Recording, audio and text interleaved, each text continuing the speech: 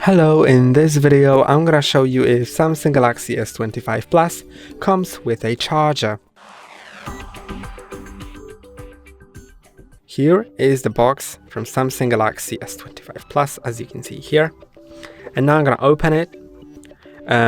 Here is the back lid, and it's basically nothing in it, only the phone comes here. Then when I take this box out, it's pretty thin, so I already know that there's no adapter, but let me show you that. So here you can see there's just some documentation and stuff, but there's no power adapter, and it actually says it on the box here. So there's no adapter, and they recommend getting a 10 to 45 watts adapter. So like in this range you can get one, or if you already have one you can use it.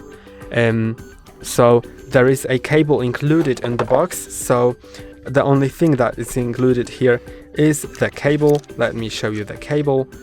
This is how it looks. It's USB-C to USB-C, so you can either get a USB-C adapter or use a cable that's USB-A to USB-C with the USB-A adapter.